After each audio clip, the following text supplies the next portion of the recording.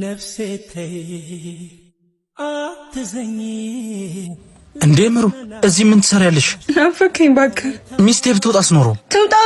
ለኔት ሙሉ ስደውል አታነሳም፣ ቴክስቴን አትመልስም። ነይ በቃሽ፣ ከዚህ እንሂድ። ነይ ተነሽ። እንደውም አልሄድም፣ ገብቼ ነው የምገላግላት። ስርዓት ያዥ እንግዲህ።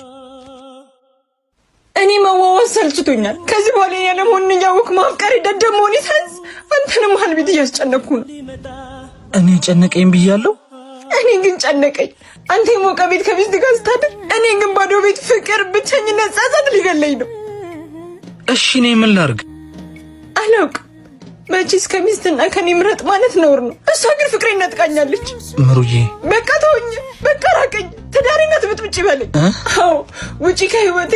እኔ ማለት ትዳር ነኝ በለኝና መንገድ ይልቀኝ። እውነታውን ላለማየት አይኔን እንደጨፈንኩ ነው። አውቆ ማየቱ ደግሞ ብዙ ነገር ያጠፋል። እሺ ምን አርጋልሽኝ? አንተ እኮ መነሻ መድረሻም አለ። እኔ ግን መንገደኛ ሆኜ ቀረሁ። ማረፊያ እንኳን የለኝም። መሀል ሰፋሪ። አላሳዝንህም? እሺ የፈለግሽው ማድረግ ትችያለሽ። ነይ እንሂድ። ልቀቀኝ። ምኑን ላድርገው? ላፋታ?